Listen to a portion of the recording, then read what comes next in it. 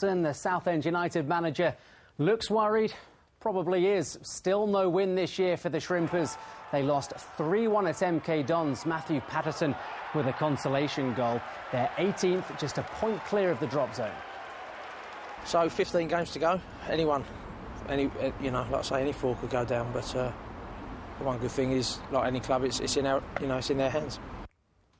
And you can see more on that game, plus extended highlights of all the matches involving the region sides in late kick-off at 11:35 this evening with Matt Hollands. Just finally, at the Winter Olympics, things didn't quite go to plan for Essex freestyle skier Sarah Ainsworth. A brave effort, but after her 2 jumps in Vancouver, she failed to qualify for the finals in the ladies' aerials. Coverage continues on BBC TV and on the BBC website.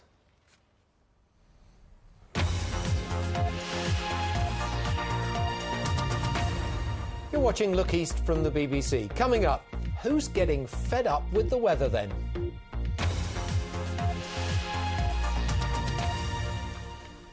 I think we are. I think we both are, yes. Now, the NHS must do more to support young people with eating disorders. That's the conclusion today of one charity based in this region. Beat says the number of children with illnesses like anorexia and bulimia is increasing. Parents of a 12-year-old girl from Suffolk were so frustrated with the NHS, they sent her for private treatment. She's well enough now to return to school, but last summer Georgie Bevan was on a downward spiral, utterly convinced the best thing for her was not to eat. I woke up one morning and I wasn't hungry, and then I felt good not being hungry. And I remember we were playing tennis and my friend said, "You've lost weight, you look really good." And I was thrilled, I thought maybe I'd be more popular and I'd have more friends if I was thinner. But Georgie's family became increasingly concerned as her condition steadily worsened. Our little girl had sort of disappeared and she didn't want to socialise with us. She didn't want to be hugged, she didn't want to be touched. She very much isolated herself from the rest of the family. And I knew then that there was something wrong, but I didn't realise how serious it was, what it was, or how to deal with it. I self-harmed and I felt suicidal. My parents took all of the locks off the doors so I couldn't go in and attempt suicide. Eating disorders have the highest death rate of any mental illness. 20% of people seriously affected can die if they don't get the right treatment. And these are young people, these are promising young lives that are ending far too soon. GPs don't act quickly enough when they suspect a case of an eating disorder. Wait and see is not the best treatment. People need to get the right help as quickly as they possibly can. Delays can lead to death. Georgie's family had the resources to send her to a private clinic for 6 weeks.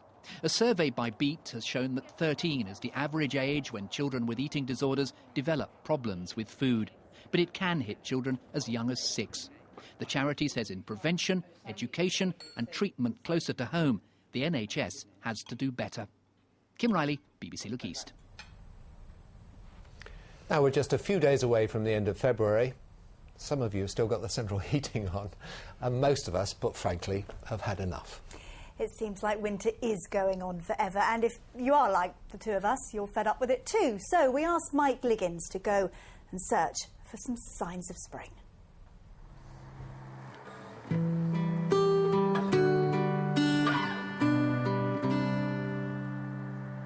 Pedalling through snow to work, waiting on a freezing cold platform. This is how winters used to be, and while we don't like it much, somehow the animal kingdom is getting on with it. The weather is certainly topsy-turvy, but nature seems to find a way through it all. Chris Skinner farms near Norwich. Today he showed us linnets. They would normally be further north by now, but for some reason have stayed. But we also saw a pheasant close up, yellowhammers, and a deer keeping warm under a tree. Spring is happening anyway. It's unfolding just as it should do at the moment. The daffodils are coming up, snowdrops are out, despite all of this. So I think once we get into March, I think things will take a turn for the better. This winter has been much like the ones we had in the 1960s, with temperatures below average since November. But according to medium-range forecasts, warmer weather is on the way. We start to see the high pressure building on Thursday the 2nd of March and building quite firmly through the 3rd and 4th, and hopefully by the 4th of March we'll be in southerly air, which will be coming up from the air source will be Gibraltar, Morocco, Algeria and Tunisia. At Eastern Farm Park near Woodbridge they have some young animals, but not many. During the cold weather and the short days, a lot of our ewes, we've got about 45 ewes due to lamb, and we so far have one lamb, so I think a lot of them are waiting, just like the rest of us, for the warmer weather. One lamb and one baby goat snuggling up in the warm. He won't be going out till spring really has sprung. Mike Liggins, BBC Look East. Oh, it's lovely. Now here's Jim with the details then. You can tell us what's happening. I don't know whether I dare continue.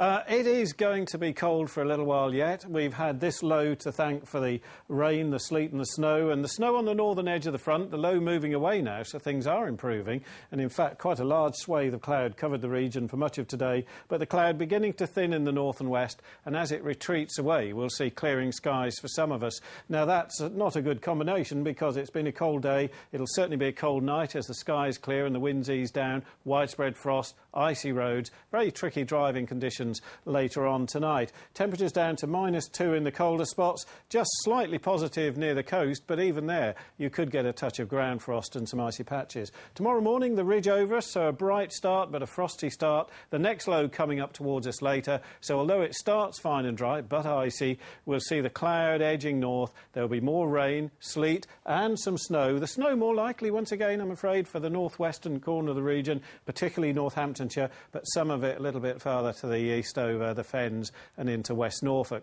Temperatures, here we have them, 4 or 5, we're quite used to that, perhaps 3 where it snows, and up to 5 along the coast with the wind coming in off the sea. And that wind will be noticeable as well, wherever you are tomorrow, a cold easterly picking up. Now we're starting to see the lows move a little bit further to the north. Unsettled weather for us, it's warming up over the Mediterranean. North Africa, 23 Celsius today. That's a long distance away from us. We're still going to feed several of these lows across us during the next few days. It does mean windy weather. It means at times wet weather, especially on Friday, still close enough to the cold air in the north for some snow as well. So here we have the next 5 days, not very impressive there. Tomorrow turning wet at the end of the day, the morning may be dry for most of us, but some rain or sleet there. And then on Wednesday, brighter with a chance of a wintry shower, but it looks as though on Thursday the next lot of clouds spreads up from the south as the wind freshens. A windy, wet day, a wild sort of day on Friday, and then on Saturday back to wintry showers again. The overnight temperatures just marginally positive, but on any of these nights with slightly positive temperatures in the air, at ground level on the roads, cold enough for frost and some icy patches. So there we are, winter still with us. Stuart. Jim, thank you very much. Now, earlier in the programme we were in the village of Rawrath, Watery Lane. A car had gone into the floods, then the lights had gone out. Fire brigade went to investigate. Car was empty, so the good news is nobody's trapped in there. But who turns the lights out? See you later. Bye-bye.